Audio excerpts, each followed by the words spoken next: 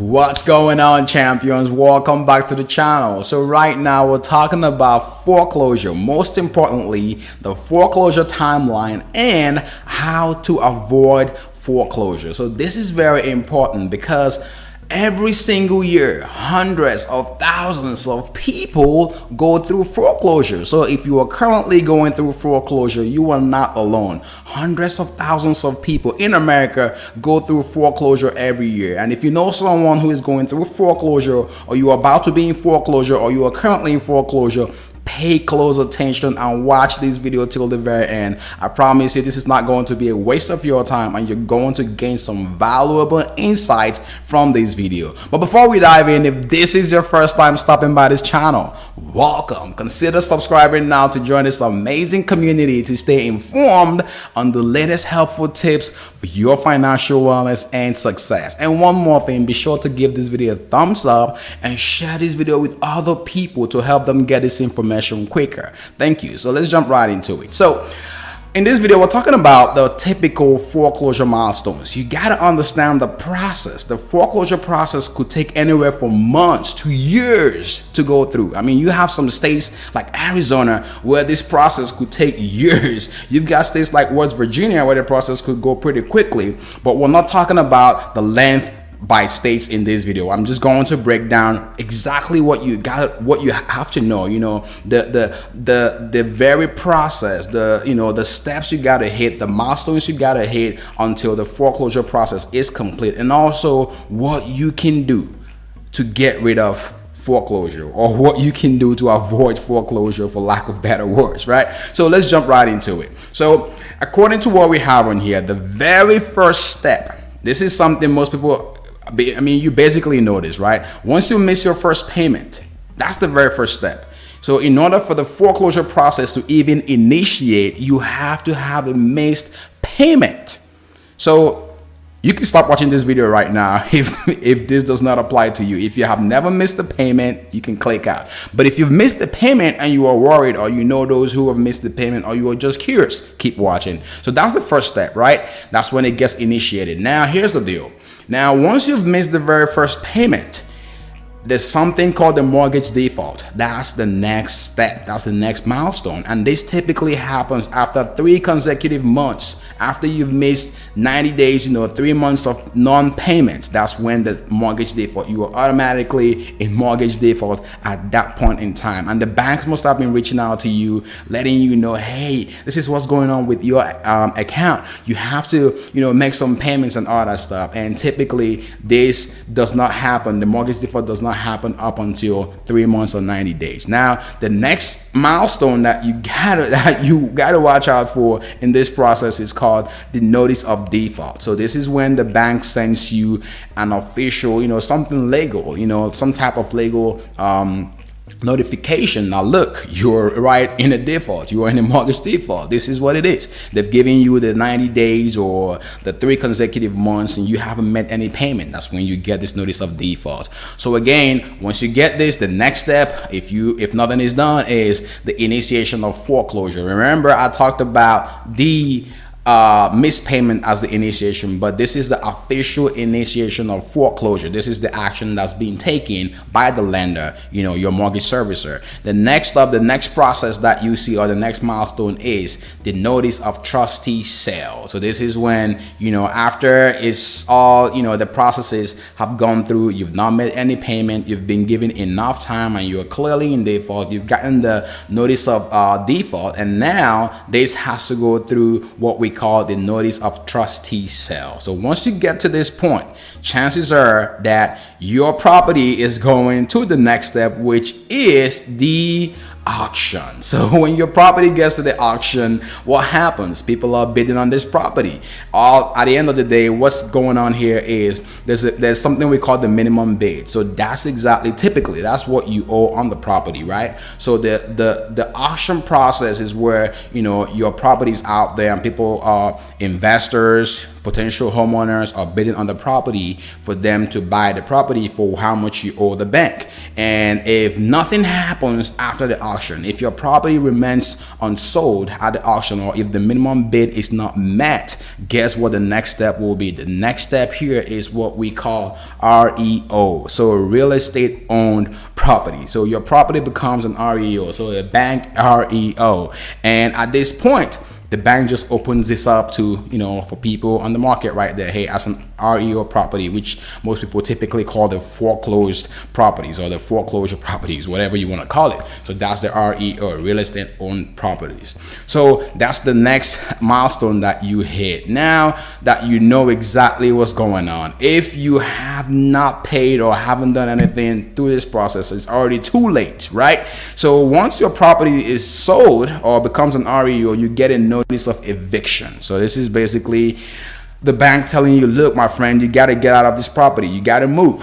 We got to kick you out. And, you know, if you fail to move within the days they give you, sometimes they give you up to 72 hours to vacate the property. If you fail to leave the property, they're basically going to get a sheriff and they'll force you out of the property and impound any belongings. So they will impound, seize any belongings in the property, and they just throw you out of the property. So that's the notice of eviction. That's what you get. So again, these are some of the major milestones. Now let's talk about the real important thing here, how to avoid foreclosure. Remember, the very first step is for the foreclosure to even start happening is because you missed the payment. You know, I understand people go through crisis, financial, you know, situations, things happen. You know, you have, you know, loss of job, divorce, and you have, you know, financial crisis. It happens all the time, and it happens to the best of people.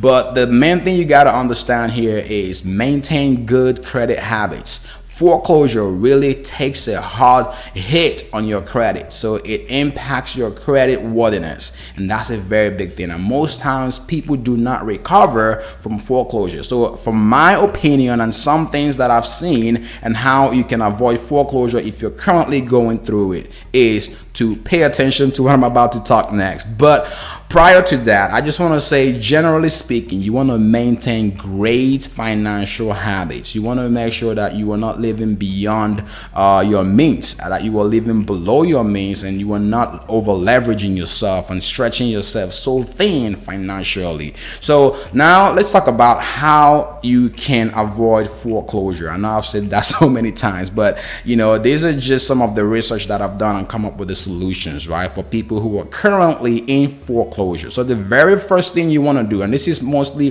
the easiest, once you get that letter, before you go into default, or maybe once you get the notice of default from the bank, you want to make sure you reach out to the bank and ask for the mortgage modification. So sometimes, depending on how much equity you have in the property, if you have enough equity in the property, sometimes your lender, your mortgage servicer will work with you and you know, have some adjustments to your mortgage, you know, some forbearance or things like that. They can work something out with you, but you have to talk to your lender. You have to reach out to your mortgage servicer and let them know the situation that you are in before you get to the very point of eviction. You don't want to do this at eviction, because a lot of money has been wasted, a lot of energy and effort has been wasted by the bank. So you want to tackle this ahead of time. So next up here is what we call selling your home. You know, it's as simple as that, but it's not that easy, because for you to sell your home, you may have to sell as is, because remember,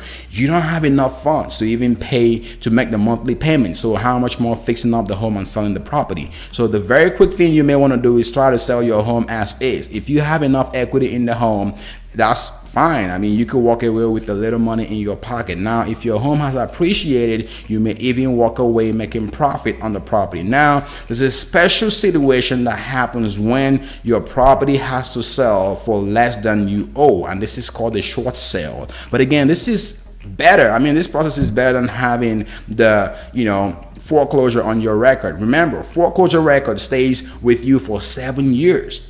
So this is better. This may be a better option for you and something you really have to consider. So next up here is agree to a deed in lieu of foreclosure. So this sounds like a lot of complicated words, but let me unpack this for a second. So a deed in lieu of foreclosure is when you reach an agreement with the bank and you say, you know what, you guys take the property, I want nothing to do with the property, and I'm walking away from the property. But is it as easy as that? It is not as easy as that. Most times this gets initiated from the lender, and the reason why this happens is the lender knows, these lenders, they know that sometimes angry homeowners do so much damage and they leave the home, you know, with so much valuables. So they take away some of the valuables like the appliances from the home, now making the home worth a whole lot less than it will normally get on a good day if it went on the market without any issues. So in order for them to help make the process easier and get a lot more money in from